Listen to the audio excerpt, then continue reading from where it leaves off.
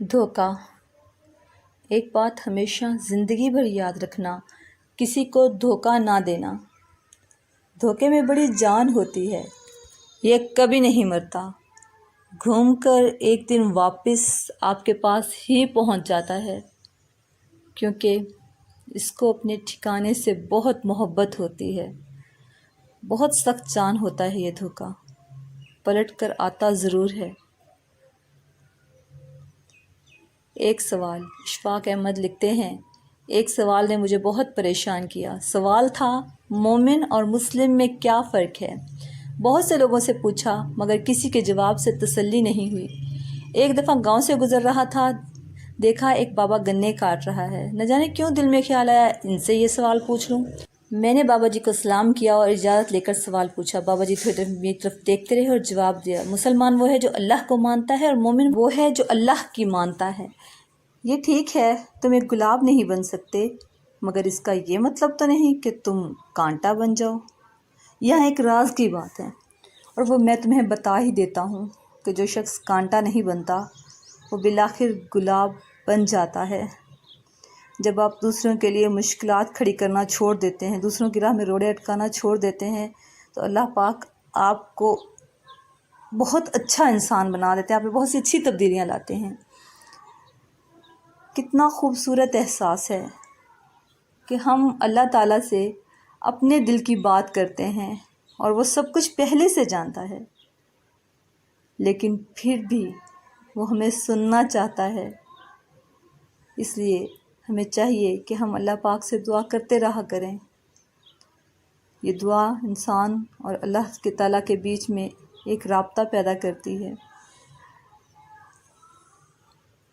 آپ تنہائی میں دروازہ بند کر کے بیٹھیں اور اللہ سے کہیں کہ اللہ تعالیٰ پتہ نہیں مجھے کیا ہو گیا تھا، مجھ سے یہ غلطی، یہ گناہ ہو گیا تھا اور میں اس پر شرمندہ ہوں اور آپ سے معافی چاہتا ہوں۔ آپ ایسا کر کے تو دیکھیں، آپ یقین کریں وہ بہت رحیم و کریم ہے، انشاءاللہ ضرور معاف کر دے گا۔ جب آنکھوں سے سجدے بہنے لگیں تو قبولیت کے سمندر میں ہلچل ضرور ہوتی ہے۔ آنسو علامت ہیں عاجزی کی، آنسو علامت ہیں خلوص کی۔ اگر آپ عاجزی سے اور خلوص سے اللہ کے سامنے سجدہ ریز ہو جائیں گے تو اس کی رحمت کو کیسے جوش نہیں آئے گا، تو آپ کی دعائیں رد نہیں ہوں گی۔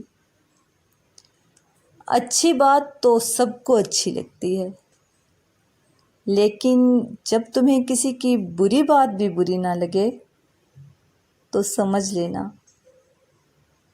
کہ تمہیں اس سے محبت ہے۔ محبت میں انسان کو برائی بھی برائی نہیں لگتی، ہر بری بات بھی اچھی لگتی ہے۔ یہ وہ اینک ہے جو محبوب کے عیب چھپا لیتی ہے۔ مرد عورت سے ہمہ وقت محبت نہیں کر سکتا، وقفے وقفے کے بعد اپنی فرصت کے مطابق اپنی دہاڑی کے تحت وہ عورت کی طرف متوجہ ہوتا ہے، لیکن عورت سارا وقت توجہ چاہتی ہے، ہر وقت محبت چاہتی ہے۔ یہ بیل پریم جل کے بغیر سوکھنے لگتی ہے اور سنبھلا کر رہ جاتی ہے۔ جو شخص ہمیشہ نکتہ چینی کے موڈ میں رہتا ہے اور دوسروں کے نقص نکالتا رہتا ہے، وہ اپنے آپ میں تبدیلی کی صلاحیت سے محروم ہو جاتا ہے، کیونکہ جب تک آپ دوسروں کے گریبان میں جھانکتے رہیں گے اور اپنے گریبان میں نہیں جھانکیں گے تو آپ کو احساس ہی نہیں ہوگا کہ آپ کہاں کہاں غلط ہیں، اور جب آپ اپنی غلطی ہی تسلیم نہیں کریں گے تو پھر اس کو ٹھیک کیسے کریں گے، خود کو بدلیں گے کیسے؟ بھینس کے دل میں کبھی یہ خیال نہیں آیا کہ آج کھانا نہیں کھاتے بلکہ روزہ رکھنا ہے۔ انسان کے دل میں خیال آتا ہے کہ روزہ رکھوں اور اپنا احتساب کروں۔ کسی مگرمچھ نے یہ نہیں کہا کہ 270 برس کی عمر ہو گئی ہے، اس نے بڑے ظلم کیے ہیں، اب اسے شرمندگی کا کچھ احساس ہونا چاہیے اور اللہ سے معافی مانگنی چاہیے۔ انسان کا رتبہ صرف اس وجہ سے بلند ہے کہ وہ اپنی خود احتسابی میں شامل ہوتا ہے اور خود کو بدلنے کی کوشش کرتا ہے۔ مولوی صاحب مجھے یہ بتائیے کہ صبر کیا ہوتا ہے؟ انہوں نے کہا کہ اشفاق صاحب، جب بہت زیادہ ٹریفک ہو اور جب گاڑیوں میں گاڑیاں پھنسی ہوئی ہوں اور آگے نکلنے کا کوئی راستہ نہ ہو اور آپ اپنی کار چلا رہے ہوں تو آپ پی پی نہ کریں، ہارن نہ بجائیں اور نہ اسٹیئرنگ پر اپنی انگلیاں بے چینی میں بجائیں۔ اس کو صبر کہتے ہیں۔ اور آپ آرام سے اس وقت یا لطیف و یا ودود پڑھنا شروع کر دیں، اللہ کا ذکر آپ کو آسانی دے گا۔ اگر انسان 3 کام کر لے تو انشاءاللہ محروم نہیں ہوگا، خواہ وہ جنید بغدادی نہ بن سکے۔ اول یہ کہ گناہ کا ارتکاب ترک کر دے، کیونکہ گناہ گار اگر عبادت بھی کرتا رہے تو اس کا نور تاریکی کے ساتھ گندا ہوا ہوگا اور اس کو روشنی نہ مل سکے گی۔ دوسرا، خلق پر بدگمان نہ ہو۔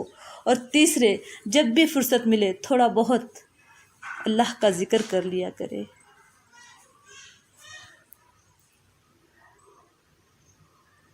تھوڑی دیر صرف 15 منٹ کی تنہائی میں بیٹھ کر اللہ اللہ کر لیا کیجیے۔ دیکھیے تو صحیح کیسی کیفیت پیدا ہوتی ہے۔ کھٹائی کا نام لینے سے منہ میں پانی بھر آئے اور اللہ کا نام لینے سے قلب پر اثر نہ ہو، یہ ممکن ہی نہیں۔ ہاں، تھوڑی دیر اپنے ساتھ تنہائی میں گزاریے اور اللہ کا ذکر کیجیے۔ دل کا زنگ صاف کرنے کے لیے اس سے بہتر فارمولہ اور کوئی نہیں ہو سکتا۔ مجھے اپنی دادی کا واقعہ یاد آیا۔ وہ بچپن میں کہا کرتی تھی کہ آپ مٹھی کو جتنا کس کر بند کریں اس میں اتنی ہی کم چیز آتی ہے، اگر مٹھی ڈھیلی بند کریں گے تو اس میں زیادہ آئے گا۔ تو خیرات دینے کا یہی ہے کہ ہم جتنا پیسہ کس کے رکھتے جائیں گے اللہ تعالیٰ اس میں اتنی کمی کرتا جائے گا، اور اگر ہم اپنی مٹھی ڈھیلی چھوڑیں گے اور اللہ کے راستے میں دیں گے تو ہمارا پیسہ اور رزق دونوں ہی اللہ پاک بڑھا دیں گے۔ جب انسان کا عشق لا حاصل رہتا ہے تو وہ دریا کو چھوڑ کر سمندر کا پیاسا بن جاتا ہے، چھوٹے راستے سے ہٹ کر بڑے مدار کا مسافر بن جاتا ہے۔ تب اس کی طلب، اس کی ترجیحات بدل جاتی ہیں، کیونکہ یہی وہ مقام ہوتا ہے جب وہ عشق مجازی سے عشق حقیقی کے راستے پر چل پڑتا ہے، اپنی اصل منزل کی جانب روانہ ہو جاتا ہے۔ اندر سے ٹوٹا ہوا انسان باہر کے لوگوں کے بھی کسی کام کا نہیں رہتا۔ اندر سے ٹوٹا ہوا انسان باہر کے لوگوں کے بھی کسی کام کا نہیں رہتا۔ تکبر کبھی علم کو پھلنے پھولنے کا موقع نہیں دیتا۔ جو علم عاجز نہیں، منکسر نہیں، وہ محض ایک دھوکہ ہے، کیونکہ جو علم والے ہوتے ہیں، جو واقعی میں علم والے ہوتے ہیں، وہ کبھی متکبر نہیں ہو سکتے۔ ان کے مزاج میں انکساری ہوتی ہے، علم کا غرور نہیں۔ اگر کوئی ان شخص مجھے نہ جانے نہ پہچانے تو مجھے کوئی افسوس نہیں، لیکن اگر میں خود کو نہ جانوں اور نہ پہچانوں تو مجھے بہت افسوس ہوگا۔ اس دنیا میں تقریباً سبھی لوگ اپنے آپ کو جاننے کی کوشش نہیں کرتے، وہ اپنے آپ کو دوسروں کی نظر سے پہچانتے اور انہی کی نظر سے جانتے ہیں۔ یہی وجہ ہے کہ زندگی تاریک سے تاریک تر ہوتی چلی جا رہی ہے۔ تم اپنے ارد گرد کس طرح روشنی پھیلا سکتے ہو جب تم اپنے آپ کو ہی نہیں جانتے؟ مرد کے اندر عورت کی ترغیب فطری طور پر موجود ہے۔ جب یہ ترغیب نیام سے نکل کر تلوار بنتی ہے تو زندگی کی وادی میں ہزاروں عورتیں بے دریغ کچل دی جاتی ہیں۔ اس لیے چوری چھپے کی آشنائی کا حکم نہیں ہے، یہ صرف عورت کا تحفظ ہے کہ اس ترغیب کے ہاتھوں روندی نہ جائے۔ نگاہیں نیچی رکھنے کا حکم ہے عورت کی حفاظت کے لیے۔ حیا سے، پردے سے خدا کو تو کوئی فائدہ نہیں پہنچتا۔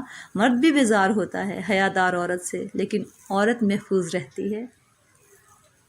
اماں کو میری بات ٹھیک سے سمجھ آ گئی۔ اس نے اپنا چہرہ میری طرف کیے بغیر روٹی بیلتے ہوئے پوچھا، تو اپنی کتابوں میں کیا پیش کرے گا؟ میں نے تڑپ کر کہا، اماں میں سچ لکھوں گا، سچ کا پرچار کروں گا۔ لوگ سچ کہنے سے ڈرتے ہیں، سچ سننے سے گھبراتے ہیں۔ میں انہیں سچ سناؤں گا، سچ کی تلقین کروں گا۔ میری ماں فکر مند سی ہو گئی۔ اس نے بڑی درد مندی سے غور سے مجھے دیکھا اور کوئلوں پر پڑی ہوئی روٹی کی پرواہ نہ کرتے ہوئے کہا، اگر تمہیں سچ بولنا ہے تو اپنے بارے میں بولنا، دوسروں کی بابت سچ بول کر ان کی زندگی میں عذاب میں نہ ڈال دینا، ایسا فعل جھوٹ سے بھی برا ہے۔ اکثر لوگوں میں تکبر ہوتا ہے، لیکن ان کا نفس ان کو پتہ نہیں چلنے دیتا۔ ہم کتنے سارے چھوٹے چھوٹے معاملات میں اپنے آپ کو دوسروں سے افضل اور برتر سمجھ رہے ہوتے ہیں،